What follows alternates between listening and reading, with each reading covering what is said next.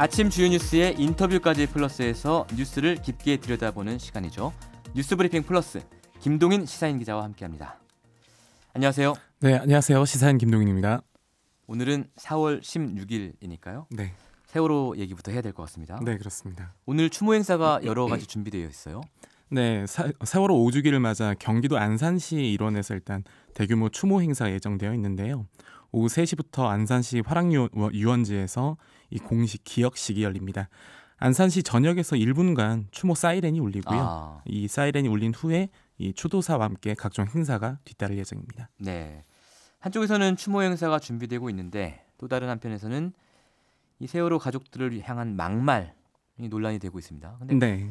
막말의 수위가 매우 높았죠. 매우 높더라고요. 네, 어젯밤인데요. 예. 세월호 참사 5주기 하루 전인 어젯밤에 차명진 전 자유한국당 의원이 이 세월호 유가족을 향해 자식의 죽음에 대한 세간의 동병상련을 회쳐먹고 찜쪄먹고 그것까지 모자라서 뼈까지 발라먹는다.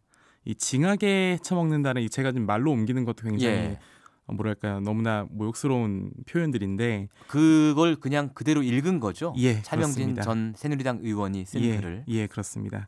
그래서 이 원색적인 비난들이었는데 이 글을 8시 30분경에 이제 올렸고요. 이 글에 대해서 비난이 쏟아지니까 이 밤 10시 47분쯤에 이 세월호 유가족들이라고 쓴 부분을 세월호 유가족들 중 일부 인사들이라고 또 수정을 했더라고요. 수정이 큰 의미가 있는 건지는 모르겠습니다만 왜 그러는 걸까요? 이것 가지고도 어떤 이득이 있기 때문이지 않을까라고 조심스럽게 어떤 추정은 해보지만 아무튼 이 공개된 그 SNS에서 남긴 말이라서 유가족들에 대한 상처가 조금 더 깊어지지 않을까 우려됩니다. 본인이야말로 세월호 사건을 우리가 먹고 있는 건 아닌지 그런 생각이 드네요. 자, 그런가 하면 세월호 유가족들을 불법 사찰한 혐의로 기무사 전직 간부들이 기소가 됐습니다. 네, 그렇습니다. 이거 나왔던 얘기 같은데 이번에 기소가 되면서 아마 좀 더 자세한 내용이 나온 모양이죠? 네, 기소되면서 공소장도 일부 공개가 됐고요. 옛 국군 기무사령부죠. 기무사 현재는 이제 군사안보지원사령부인데요. 세월호 유가족에 대한 사찰에 관여하고 또 댓글 공작까지 가담한 혐의로 기소가 됐습니다. 원래 이 기소 내용에서 핵심되는 인물은 이재수 전 기무사령관이었어요. 돌아가신 분이죠. 네, 그렇습니다. 지난해 12월에 사망하면서 검찰 기소가 미뤄졌습니다. 조사를 받던 와중에 스스로 목숨을 끊었습니다. 네, 또 이 밖에 조현천 전 기무사령관도 주요 수사 대상인데 조 전 사령관은 현재 외국에서 종적을 감춘 상태입니다. 자, 밤사이에 화재 소식이 큰 게 있었어요. 물론 국내는 아니지만 충격적인 소식인데. 지금 실시간 검색어 1위를 계속 찍고 있는데요. 850년 동안 굳건했던 건물이죠. 전 세계에서 손꼽히는 문화유산인데 이 프랑스 파리 노틀담 대성당에서 대형 화재가 발생했습니다. 내부 첨탑이 무너졌는데요. 화재 원인은 밝혀지진 않았는데 일단 현지 언론들은 최근 진행되던 내부 보수 공사를 이 사고 원인으로 추정하고 있습니다. 뭐 보수 공사를 하다가 뭐 이렇게 용접기에 아크가 튀었다던가 뭐 이런 원인인가 보네요.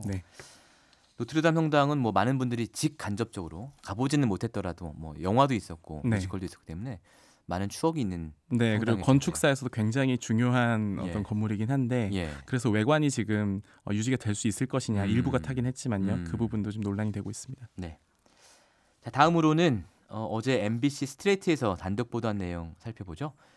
김학의 전 법무부 장관에게 뇌물을 주고 성접대한 인물, 의혹받고 있는 인물, 건설업자 윤중천 씨가 스트레이트랑 인터뷰를 했는데 이 동영상 속에 나오는 인물이 김학의 전 법무부 차관이 맞다. 이런 취지로 말했다는 내용이에요. 네, 그렇습니다. 건설업자 윤중천 씨가 직접 동영상 속 남성이 김 전 차관이라는 언지를 한 영상이 지금 나온 거는 지금 처음입니다. 예전 검찰 조사에서 영상 속 인물이 김 전 차관이 맞는지 또 촬영 장소가 별장이 맞는지를 검찰이 물었거든요. 그때 이제 비슷하다는 답변을 한 적이 있다. 이런 답변을 했다고 합니다. 원래 윤 씨는 2013년 그리고 2014년 두 차례 검찰 수사 당시에 이 김 전 차관을 모른다라면서 이 성접대와 뇌물수수 혐의를 부인했었죠. 또 당시에도 검찰 수사에서는 부인했지만 지인들과의 통화 그리고 뭐 얼마 전에 KBS가 공개한 내용이지만 그 당시 경찰 간부와 통화한 내용에서 이 영상 속 인물이 김학의가 맞다. 이런 얘기를 자기는 막 하고 다녔어요. 네, 그렇습니다. 하지만 또 공개되어 있고 뭐 검찰 조사를 들어가는 과정이라든가 이 기자들이 많이 모여 있는 자리에서는 동영상에 대해서는 아는 바가 없다. 그렇습니다. 이런 입장을 최근까지도 모른다고 했고 고수를 하고 있었는데요. 이 보도된 내용을 좀 살펴보면 당시 수사팀이 사건을 덮어서 오히려 일이 커졌다라는 취지의 주장도 남기긴 했습니다. 지금 이 일이 너무 얼버무리다가 이렇게 커졌다라는 발언이었는데요.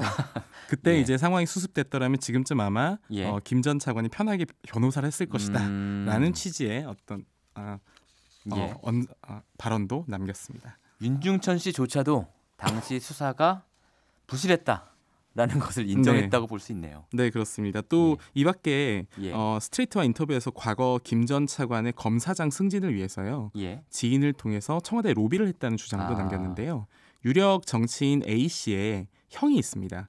그 형에게 물어봤더니 청와대와 인연이 있는 또 의사 박아무개 씨를 또 알려줬다고 해요. 그래서 이 박 씨를 통해서 김 전 차관 승진을 부탁했다라고 주장을 했죠.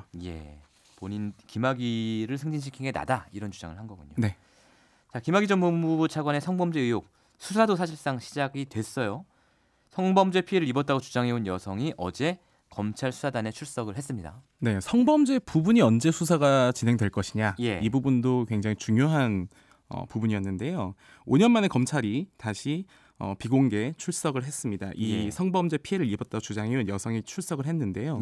김 전 차관의 성범죄 의혹과 관련된 자료를 추가로 제출해달라고 이 검찰 수사단이 요청을 했더니 직접 나가겠다 이렇게 얘기했다고 합니다. 이분이 2013년 1차 수사 때는 이 동영상 속 여성이 자신이 아니라고 했는데요. 맞습니다. 이후에 또 화질이 더 좋은 걸 보고 영상 속 여성이 자신이 맞다. 그러면서 김 전 차관을 고소했고요. 2014년에 두 번째 검찰 조사를 받은 바가 있습니다. 지금 3명의 피해자 중에 가장 적극적으로 어필을 하고 있는 여성이죠. 네, 그렇습니다. 또 하루 앞서서 이 검찰의 이세민 전 경찰청 수사기획관도 출석을 했는데요. 2013년 청와대 수사 외압 의혹과 관련된 진술을 했다고 합니다. 당시 자신이 작성 업무 수첩을 또 제출을 했다고 합니다. 이 김 전 차관 내정 이전에 관련된 첩보를 청와대에 보고한 정황 등도 진술했다고 하고요. 수사의 갈래가 3가지인데 뇌물이 있고요. 수사 외압 부분이 있고 성범죄 이렇게 있는데 지금 뇌물은 진작에 수사를 시작한 것 같고 수사 외압도 이세민 전 기획관 부르면서 시작을 했고 이제 마지막 부분 성범죄도 어제 여성이 출석하면서 시작했다. 그렇습니다. 3갈래 이 수사가 지금 본격화되었다라고 보면 될 것 같습니다. 이렇게 볼 수 있을 것 같고요. 자, 어제 전해드린 분당 차병원의 유아 사망 원인 은폐 사건. 경찰이 이 은폐 사건에 연루된 의사한테 구속영장을 청구했어요.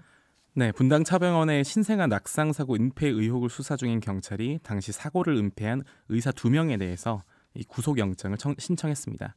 어제 전해드린 충격적인 사건이었죠. 그렇습니다. 충격적이었습니다. 네, 차병원에서 2016년에 신생아를 바닥에 떨어뜨려서 두개골 골절이 생겼지만 이를 병사로 기록하며 3년간 은폐한 사건입니다. 서울지방경찰청 광역수사대가 구속영장을 신청한 의사 2명은요. 소아청소년과 주치의 이아무개 씨와 또 산부인과 주치의 문아무개 씨입니다. 경찰은 7개월 동안 이 사건 수사했다고 해요. 그래서 20번 넘게 전문가 감정을 받았는데 이 부검을 안 해서 명확하게 밝히기 힘들지만 화장을 했거든요. 그래서 낙상으로 인해서 사망했을 가능성이 크다는 소결론을 내렸다라고 설명을 했습니다. 나머지 관련자, 그러니까 관련 의료진에 대해서는 불구속 수사를 진행한다고 하고요. 구속영장을 신청한 2사람은 증거를 인멸하고 또 허위 진단서를 발급한 혐의로 사안이 중하다고 판단했다고 합니다. 그러니까 이제 어제도 관련돼서 얘기를 나눴지만 무엇보다 이 조직적으로 은폐를 했다. 이 부분에 그렇습니다. 많은 분들이 충격을 받으셨을 텐데 병원이 아예 이렇게 작정하고 숨기면 낙상 사실 자체조차 숨겨버리면 환자나 보호자 입장에서 아무것도 알 수 없는 거잖아요. 네, 이 사건 이후에 사실 과연 병원의 기록을 우리가 전적으로 믿을 수 있느냐 이 문제가 지금 불거지고 있는데요. 사법농단 사건이랑 좀 비슷합니다. 의료 시스템도 사실 엄연히 신뢰의 근거에서 유지되는 시스템인데 분당 차병원 사건에 많은 의사들이 좀 자괴감을 안았다 이렇게 볼 수 있습니다. 관련 법규에 대한 요구 개정 요구 목소리도 높아지고 있고요. 지금 어제 분당 차병원 쪽에서 입장문을 냈어요. 그러면서 임신 7개월 그리고 1.13kg에 불과한 고위험 초미수가 상태였다. 그러다 보니까 레지던트가 신생아 중환자실로 긴급하게 이동하다가 미끄러져서 넘어졌다. 또 사망 원인은 여러 질병이 복합됐다. 또 한국의료분쟁조정중재원이 감정을 했는데 이 중재원도 낙상이 사망이 직접 원인 아니라고 한 것으로 알고 있다라고 주장을 했어요. 그런데 이 주장도 사실과 다릅니다. 중재원 예. 측은 이 병원 기록 어디에도 낙상 사고 사실이 없었기 때문에 또 외상과 출혈이 있었던 만큼 외인사 가능성을 배제하기 어려운데 기록 배익이 없다. 그러니까 이것 자체가 문제다라는 판단을 내렸다는 거죠. 그래서 분당 차병원이 지금 자신들에게 유리한 식으로 중재원의 판단마저 곡해하고 있는 셈입니다. 자, 이번엔 낙태죄 위헌 판결 그 이후와 관련된 소식인데요. 미프진이라는 약이 있다고요. 이게 유산 유도 약물인데 당장 헌법재판소가 낙태죄 위헌 판결, 헌법 불합치 판결을 내렸기 때문에 이 약에 대한 관심이 높아지고 있다고요? 네, 법을 정비하는 시간이 이제 2020년 말까지인데요. 내년 말까지. 미프진에 대해서 간단하게 설명드리면 1980년대에 개발된 유산 유도 약물입니다. 임신 중지 약이죠. 그러니까 먹는 약인데 이걸로 임신 중지를 시킬 수 있다는 거죠. 네, 그렇습니다. 인공적으로 유산을 유도시키는 건데요. 세계보건기구가 2005년부터 필수 의약품으로 지정한 약이고 또 전 세계 67개 국가가 공식 승인해서 판매 중인 약입니다. 임신 중지를 죄로 규정하는 낙태죄가 위헌 판결을 받은 후에 이 미프진에 대해서 이제 관심이 높아졌는데요. 그렇겠네요. 국내에 언제 도입되느냐가 관심을 모으는데 정식 도입되어야 한다는 요구랑 또 식약처의 어떤 불가 기조. 식약처는 왜 안 된다는 거예요? 이게 맞부딪히고 있습니다. 식약처 측은 현재 낙태죄가 헌법 불합치 결정을 받았잖아요. 그래서 법이 개정되기 전까지는 허용할 수 없다. 그런 이 입장입니다. 얘기군요. 그러나 서둘러 도입해야 된다는 입장에서는 또 각종 시험, 또 검사 이 절차 굉장히 오래 걸리기 때문에 미룰수록 오히려 늦춰지고 있다. 이런 입장을 보이고 있습니다. 자, 이 문제 관련해서 저희가 산부인과 전문의 연결해서 좀 더 자세히 알아보겠습니다. 과연 안전한 것인지 또 어떤 약물인지 여쭤볼 텐데요.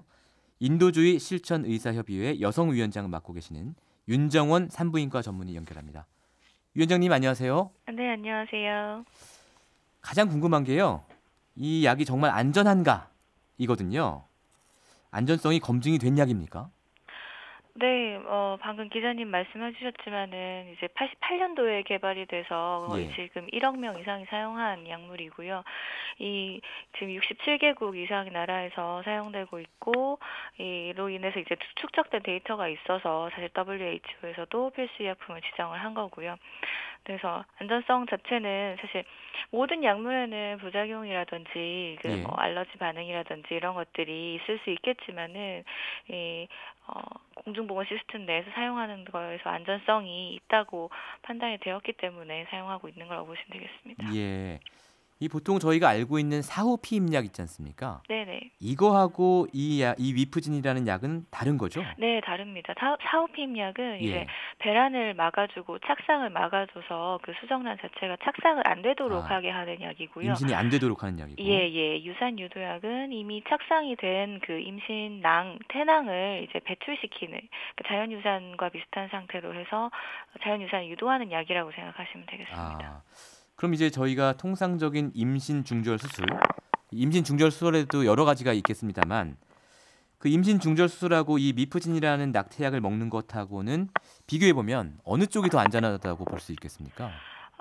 안전성만 얘기하자면은 사실 수술적인 방법도 두 가지가 있는데요. 이제 그 흡입술이라고 해서 진공을 이용한 방법과 그다음에 흔히들 많이 알고 계시는 소파술이라고 해서 자궁 내를 이제 긁어내는 방법인데요.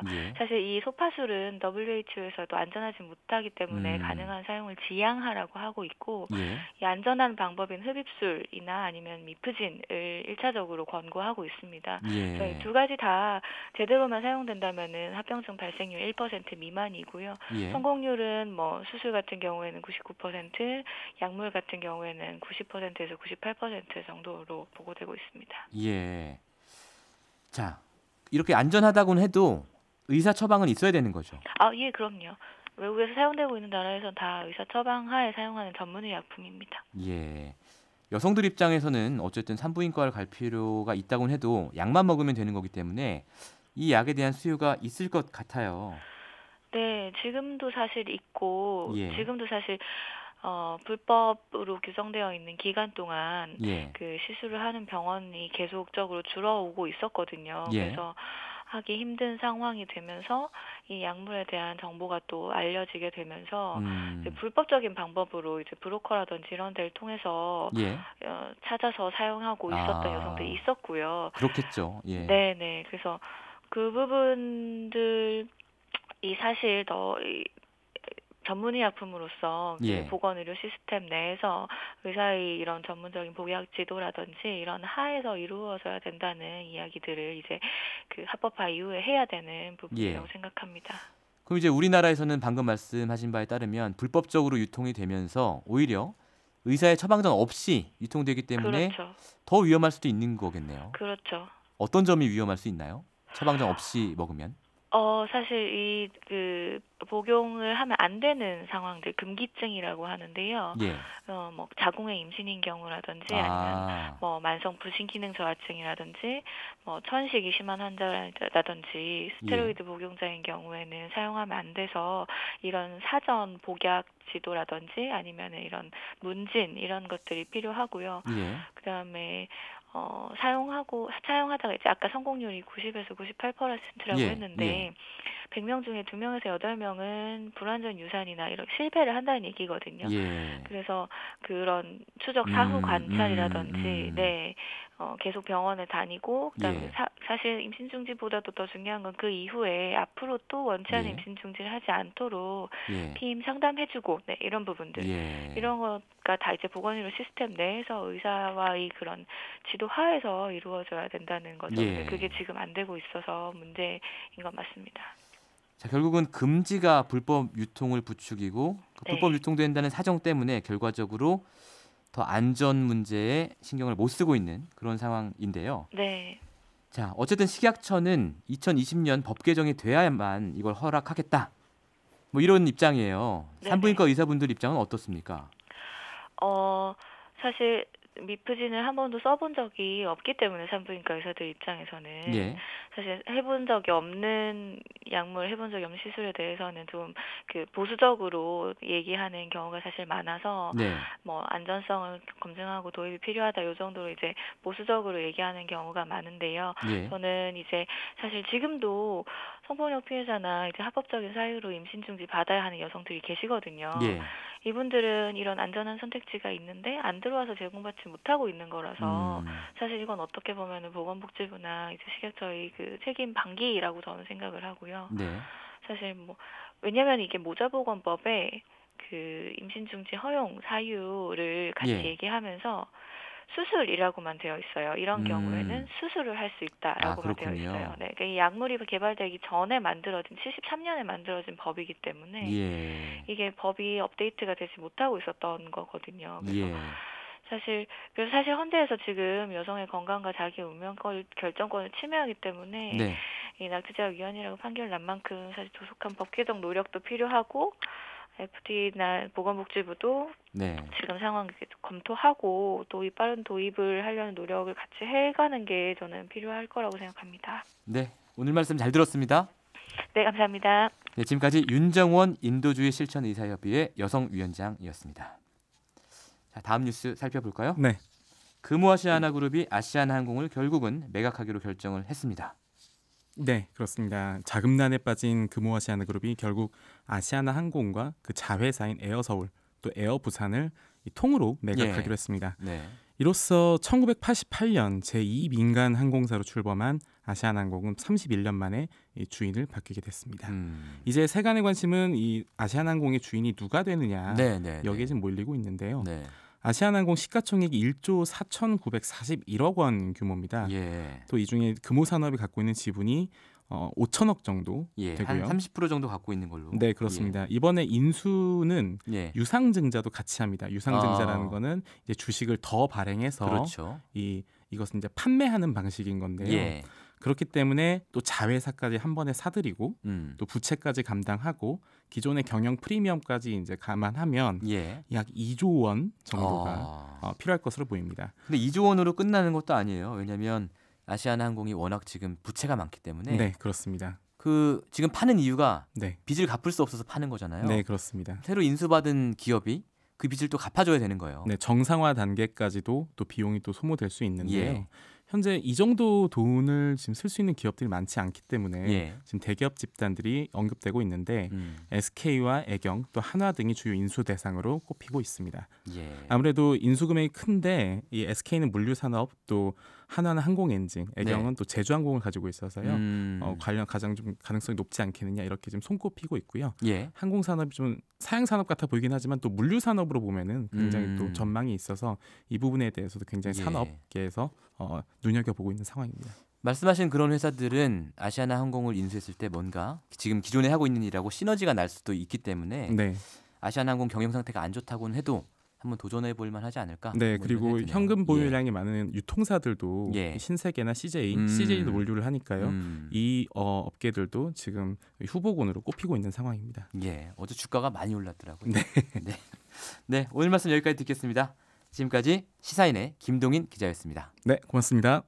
평일 아침 7시 20분 시민보의 시선집중.